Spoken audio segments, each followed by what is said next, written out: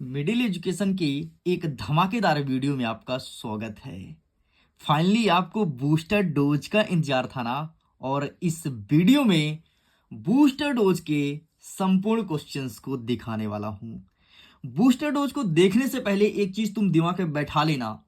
मध्य प्रदेश के तुम किसी भी जिले से, मध्य प्रदेश के किसी भी स्कूल से, या फिर मध्य प्रदेश के किसी भी कोने में से हो, अगर तुम्हारा एग्जाम कल यानी कि 18 तारीख को हिंदी का पेपर है, तो ये बूस्टर डोज सिर्फ और सिर्फ तुम्हारे लिए है।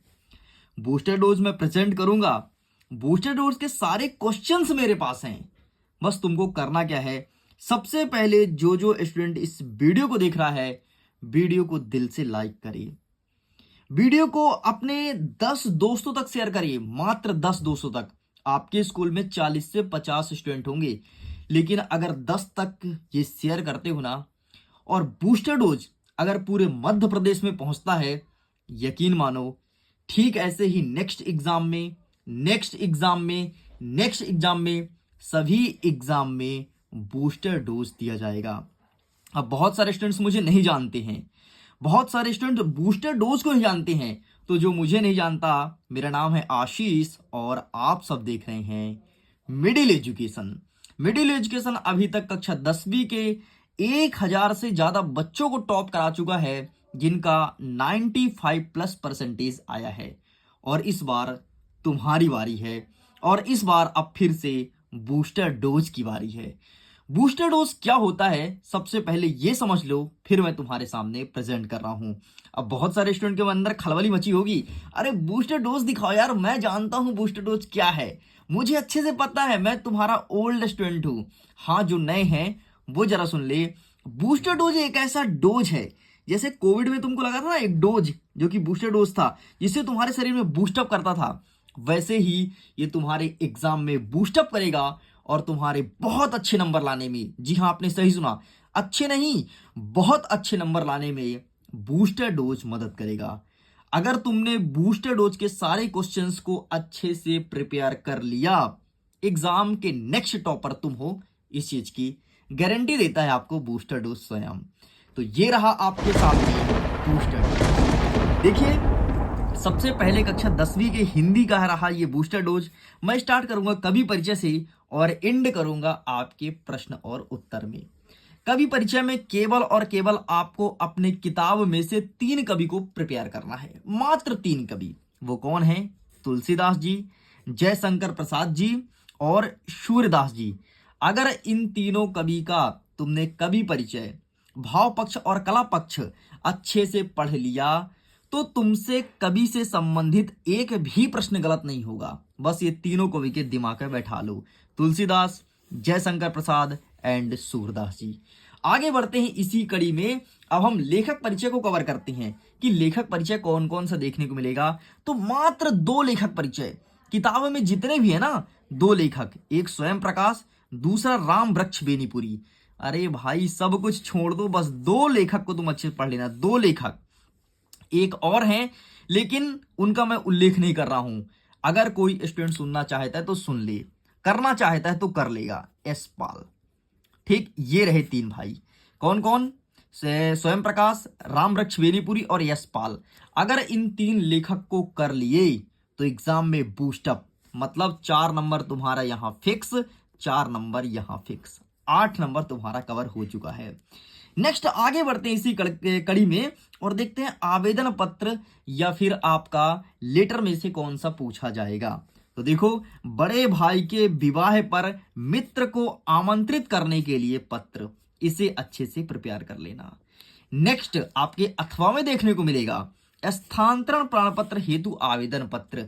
नेक्स्ट अंतिम मोहल्ले की सफाई के लिए आवेदन पत्र। बस ये 3 को कर लिए तो तुम्हारा 4 नंबर यहां से फिक्स। लेकिन हाँ, तीनों को पढ़ के जाना, एक मत पढ़ना, तीनों पढ़ना, क्योंकि मैं मध्य प्रदेश के सभी स्कूलों के लिए बूस्टर डोज लेकर के आया हूं। तो तीनों करना, बड़े भाई, स्थानांतरण और मोहल्ले की सफाई के लिए, बस 3 कर लेना तो 12 नंबर तुम्हारा कवर हो गया। अब बताओ, तुम्हारा 12 नंबर फिक्स। आगे बढ़े, एक अंतर बताते हैं, अंतर तुम कर लेना, अंतर अच्छे से पढ़ लेना। वो अंतर है महाकाव्य और खंड काव्य में अंतर लिखो। प्रश्न पूछेगा 4 नंबर का। ले भाई तेरा 4 नंबर और फिक्स। ठीक है, महाकाव्य और खंड काव्य अच्छे से कर लेना। आगे बढ़ते हैं। मैं बोला था ना 11 रस हैं, तो 11 में 11 रसों को पढ़ लेना। लेकिन अब तुमको 11 रस नहीं पढ़ना है, मात्र 3 रस पढ़ना है।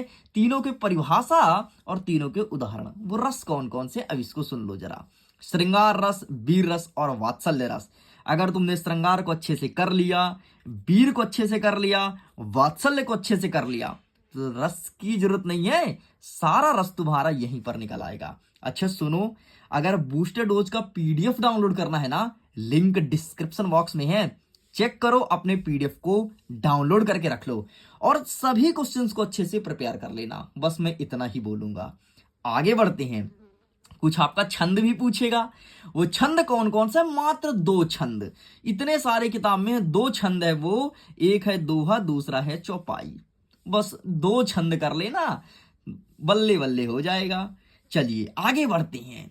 एक और अंतर देखते हैं जो अलग सेटों में देखने को मिलेगा, वो है नाटक और एकांकी में अंतर लिखिए। इस अंतर को अच्छे से प्रिपेयर कर लेना। तो अंतर कितने हो गए, एक महाकाव्य, दूसरा नाटक, एकांकी। अभी 2 और दिखाएंगे। एक है आपका कहानी और उपन्यास में अंतर लिखो, इसको अच्छे से प्रिपेयर करना। और अंतिम अंतर मुहावरे और लोकोक्तियां में अंतर लिखो। बस इतना तुम प्रिपेयर कर लो। अब जरा मेरी बात को सुनो। ऐसा भी प्रश्न आ सकता है कि एकांकी किसे कहते हैं। तो अगर तुमने अंतर को प्रिपेयर कर लिया तो तुम्हारा सब कुछ कंप्लीट हो जाएगा, फिर तुमको अलग से नहीं पढ़ना होगा। खत्म खत्म। आगे बढ़ते हैं। तुमने किताब में पढ़ा होगा कि शब्द शक्ति भी कुछ होता है, तो आओ देखते हैं शब्द शक्ति की परिभाषा क्या होती है, उसके प्रकार क्या होते हैं। शब्द शक्ति 3 प्रकार का होता है, अविधा, लक्षणा, व्यंजना। तीनों का डेफिनेशन पढ़ लेना। फिर से बोल रहा हूं, शब्द शक्ति को अच्छे से कर लेना। अविधा, लक्षणा, व्यंजना, तीनों का डेफिनेशन पढ़ लेना। अगर तबाही मचाना चाहते हो, तो तुम चाहते हो एग्जाम में अच्छे नंबर आए, तो आगे बढ़ें प्रश्न और उत्तर की तरफ। खत्म, तुम्हारा व्याकरण कंप्लीट। प्रश्न उत्तर में सबसे पहले देखना कि उद्धव के व्यवहार की तुलना किससे किससे की गई है। दूसरा देखना है गोपियों द्वारा उद्धव को भाग्यवान कहने में क्या व्यंग निहित है। तीसरा देखना है गोपियों के अनुसार राजा का धर्म क्या होना चाहिए। ये एक पाठ है गोपी वाला, और यहां से मात्र 3 प्रश्न, मात्र 3 प्रश्न। इसके बाहर एक भी प्रश्न नहीं जाएगा। इस चीज को गारंटी देता है आपका बूस्टर डोज स्वयं। आगे बढ़ते हैं। एक और पाठ है लक्ष्मण वाला, एक प्रश्न है उससे। कौन सा है, परशुराम के क्रोध करने पर लक्ष्मण ने धनुष टूटने पर कौन से तर्क दिए थे। इस चीज को अच्छे से कवर कर लेना। 1 सेकंड, ये रहा। ठीक, इसे अच्छे से प्रिपेयर करना है। चलिए साइड करते हैं। 2 प्रश्न और बचा है, सॉरी 4 प्रश्न और बचा है, उसे देख लो। इसी पाठ से एक और प्रश्न, लक्ष्मण ने वीर योद्धा की क्या क्या विशेषता बताई है, इसे कर लेना। अब थोड़ी व्याकरण खंड में आते हैं। जो छायावादी युग था आपका, और प्रयोगवादी, प्रयोगोत्तरवादी, कई सारे युग है ना, उनमें से छायावादी कविता की विशेषताएं, मतलब आपको देखना है छायावाद की विशेषता। कविता हटाओ, छायावाद की विशेषता कितने कितने, मात्र 4 विशेषता। बस इतना तुम कर लेना। प्रश्न आएगा 2 नंबर का, लेकिन मैंने 4 इसलिए बोला, अगर भूल गए तो 4 विशेषता तुम रट लेना। नेक्स्ट एक और प्रश्न, भक्ति काल को हिंदी साहित्य का स्वर्ण युग क्यों कहा जाता है। इस क्वेश्चन को अच्छे से प्रिपेयर कर लेना, कंठस्थ दिमाग में बैठा लो। खत्म। एक और नई कविता, छायावादी के साथ ही नई कविता, इसकी विशेषताएं देख लेना।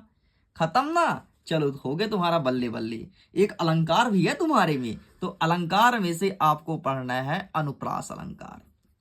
सारा अलंकार छोड़ दो, अनुप्रास और यमक, बस 2 चीज तुमको देखना है। लेकिन यमक मत पढ़ो, तुम केवल अनुप्रास को फोकस करो, ठीक है, केवल अनुप्रास को। आगे देखते हैं। नेक्स्ट, निपात शब्द किसे कहते हैं। निपात शब्द किसे कहते हैं, अच्छे से कर लेना, अच्छे से कर लेना अगर चाहते हो कि तबाही मचाना तो। मुहावरे और लोकोक्ति में अंतर मैंने उधर लिखा दिया है ना, फिर से रिपीट हो कोई बात नहीं। अच्छा, शब्द गुण भी कुछ है तुम्हारे किताब में, तो उसमें से ओज को पढ़ना है केवल। शब्द गुण तो 3 है, मधुर्य, प्रसाद, ओज। केवल ओज शब्द गुण को तुमको अच्छे से प्रिपेयर करना है। कुछ क्वेश्चंस और देख लेते हैं खंड काव्य के। 3 प्रश्न मात्र, वीडियो को खत्म करता हूं। सेनानी ना होते हुए भी चश्मे वाले को लोग कैप्टन क्यों कहते थे, इस प्रश्न को प्रिपेयर करना है। नेताजी सुभाष चंद्र बोस की मूर्ति देख करके लेखक के मन में कौन सी कमी खटकी, इस प्रश्न को प्रिपेयर करना है। अब तुम इसका पीडीएफ डाउनलोड करो, रुको रुको अभी खत्म नहीं हुआ है, अब इसका तुम पीडीएफ डाउनलोड करो, इन सारे क्वेश्चंस को अच्छे से प्रिपेयर कर लो। अगर इसका बेस्ट से बेस्ट आंसर चाहिए तो बता देना, इस साल मिडिल एजुकेशन बूस्टर डोज का आंसर भी देगा। इसके पहले आंसर कभी नहीं देता था, लेकिन इस बार आंसर देने का विचार बनाया हूं, तो कमेंट सेक्शन में लिख दो। और बूस्टर डोज कैसा लगा बताना जरूर, और 10 दोस्तों तक भेजना जरूर। नेक्स्ट 2 प्रश्न और देख लो।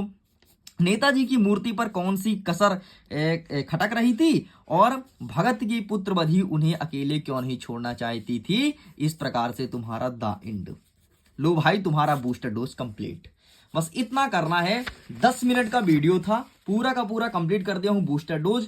पीडीएफ को डाउनलोड कर लो, लिंक डिस्क्रिप्शन बॉक्स में है, हर एक चीज दिया जाएगा। और इसका अगर फुल सोल्यूशन चाहिए कमेंट सेक्शन में लिख के बता देना। इसका फुल सोल्यूशन का वीडियो जल्द आपके अपने इसी यूट्यूब चैनल पर अपलोड कर दिया जाएगा। वीडियो को एंड करता हूं। एग्जाम के लिए ऑल द बेस्ट। खुश रहिए, पढ़ते रहिए, मुस्कुराते रहिए। Bye bye.